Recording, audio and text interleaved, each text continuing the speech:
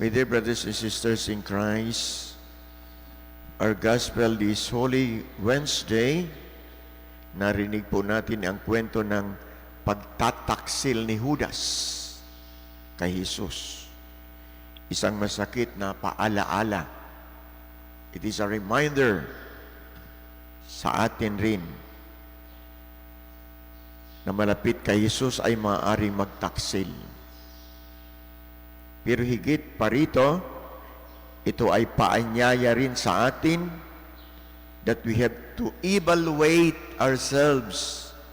Suriin natin ang ating buhay.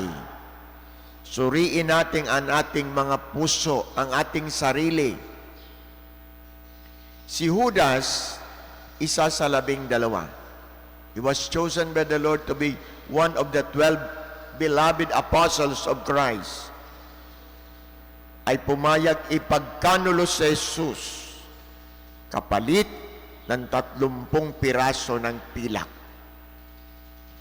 Hindi naman agad-agad nangyari ito. Unti-unti, slowly and slowly. Siguro, may sama ng loob, may pagkadismaya, may pagnanasa sa pera, hanggang sa tuluyan na niyang ipagpalit ang guro, ang Panginoon. Mga kapatid, hindi ba minsan ganito rin tayo? Hindi man natin ipinagkakanulo sa Jesus sa pilak, pero sa ating mga kasalanan, ipinagkakanulo natin siya sa kasalanan ng ating pagsisinungaling, sa ating mga galit, sa ating mga inggit, sa kawalan ng pagmamahal sa kapwa-tao.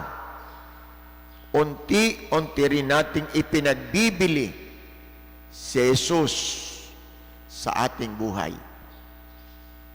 Pero ang mas nakakaantig, alam na ni Jesus ang mangyayari, pero hindi niya iniwan si Judas.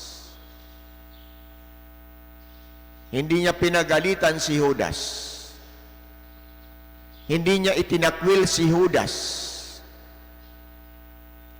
Kasalo pa rin niya sa hapag kainan. Ibig sabihin, kahit alam ng Panginoon, kahit alam ng Diyos ang ating kahinaan, hindi niya tayo iniiwan. Hindi niya tayo pinapagalitan.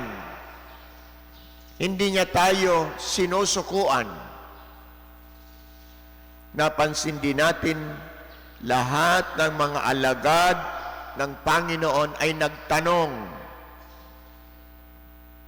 surely, hindi ako yun, Lord. Hindi sila nagturo ng iba. Tumingin sila sa kanilang mga sariling buhay. Mga kapatid, ito rin ang paanyaya sa atin ngayon, Miyerkules Santo. Hindi dapat tayong tumingin sa kasalanan ng ibang tao. Hindi tayo dapat tumuro ng kasalanan ni Pedro, kundi bagkus mag-examine tayo ng ating sariling buhay. Tanungin natin ang ating mga sarili. Lord, ako ba yon? Lord, ako ba ang nagkukulang sa pagmamahal sa iyo? Lord, ako ba ang lumalayo sa iyo? Let us ask ourselves in this Holy Wednesday. At si Judas, kahit alam na niya ang kanyang gagawin sa pagkakanulo niya sa Panginoon, nagtanong rin siya sa kanyang sarili. Sabi niya sa Panginoon, Rabbi, ako ba yon? He also questioned himself. Parang may halong pagkukunwari. Ito ang babala sa atin. Pwede tayong mukhang malapit kay Kristo. malapit kay Jesus. Pero may pagkukunwari. Pero ang puso natin ay malayo na palan sa ating Panginoon. Mga kapatid, habang papalapit na tayo sa Paschal Triduum, malinaw ang mensahe ng Diyos. Piliin natin si Jesus. Huwag natin siyang ipagpalit sa pilak. At kung tayo man ay nagkamali, at kung tayo man ay nadapa, at kung tayo man ay nagkasala, tandaan natin. Remember this one.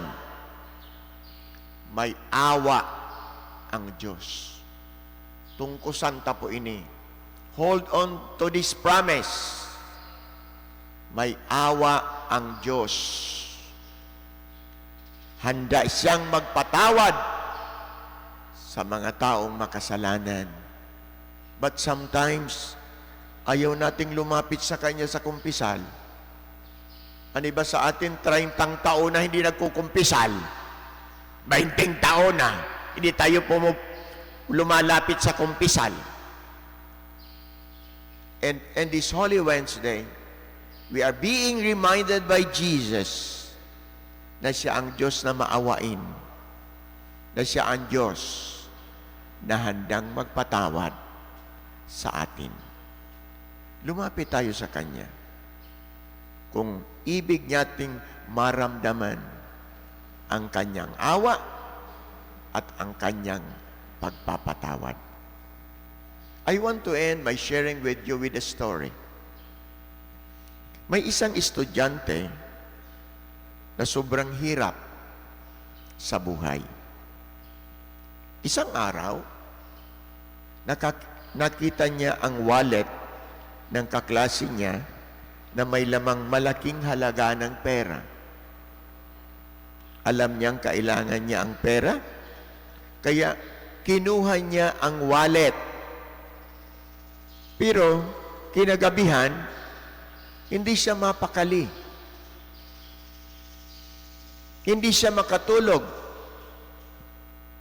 Parang may bumabag-abag sa kanyang konsensya.